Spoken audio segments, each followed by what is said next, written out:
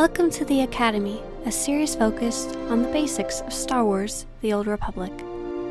In this episode, we'll be discussing the outfit designer and how to use it, how to dress your space Barbies. The outfit designer is one of the best quality of life features that has been added to SWTOR since the game has come out. The outfit designer is a way to add a costume on top of your armor. Your armor is the pieces of gear that make sure you don't die in battle, but the costume is just the way your character looks, and you can change your armor in and out without having your costume be affected. Now, to edit an outfit for your character, press C and open your character sheet. The outfit designer is the small tabs on the right hand side of the panel. You can have up to 16 outfits on every character, and you get the first one for free, so go ahead and try it out. To add armor to your costume, to your outfit, click on the tab. So if this is your very first outfit, you'd press the number 1 tab, and you can drag and drop armor from your inventory into the costume slot. If you want to switch into your outfit, into your new costume, just double click on the tab that you want to wear, so in this case 1. And you'll see that if you switch out your armor underneath, no problem, your character just still looks super cool. The best part about the outfit designer changes is that you can wear almost any type of armor, even if it's not one that would be good for your character in battle. So you can wear armor that has a green border, it's from you got it when you were first leveling on Tython or on Korriban. You can wear armor that's light, heavy, or medium in your outfit designer. You can wear gear that's just plain silly and doesn't have any mods or isn't moddable at all. This means that pretty much any gear in the game, as long as it doesn't have a crazy restriction like you can't give it to a companion or you can't only wear it on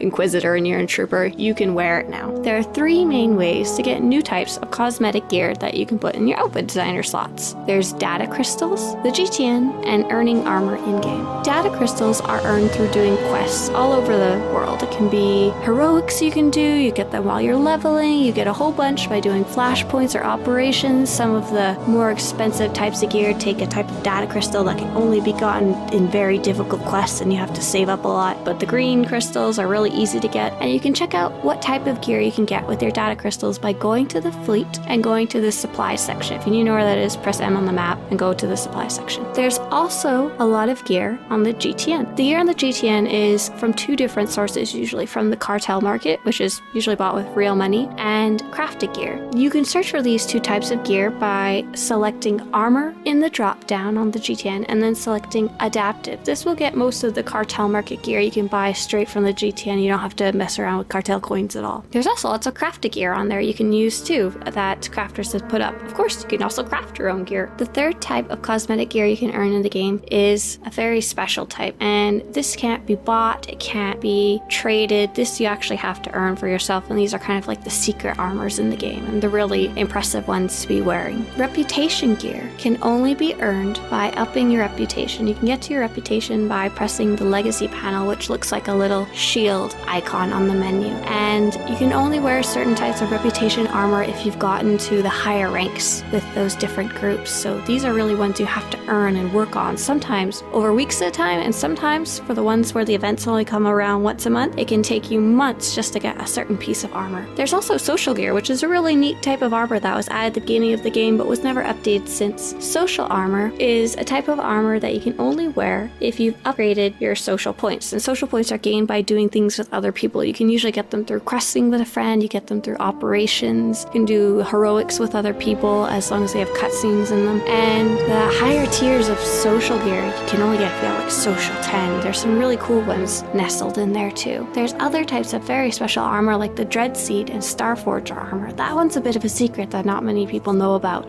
and you have to go through a very long quest chain to get it. There's also the Dreadguard's Corrupted Mask, which only drops from a boss in Section X called Dreadtooth, and he's part of a larger quest chain that has 2 more extremely difficult secret bosses, and you can get the Crest of the Dreadmasters, something that only the baddest Sith on Oricon would ever wear. Once you've gotten some really cool cosmetic armor into your outfit designer slots, you can customize it even further with dyes. Dyes can be crafted or come from the cartel market. Either way, you can find most dyes on the GTN, or craft your own of course. Just be careful, dyes are one use, and once you put them into armor, they can't be recovered again and put in another piece. A really cool function that you can use with dyes is have the same chest piece and dye it 2 different colors with 2 different outfit slots. So let's say you get a really cool piece of armor and you only have one, you can only earn one, or it's really expensive and you don't want to have to buy another one. You can stamp the piece of armor into 2 different outfit slots, and then in each outfit slot put a different dye, and you'll have the same chest piece, maybe in a really cool white one and a really cool red one that you can use anytime you want and switch back and forth very easily.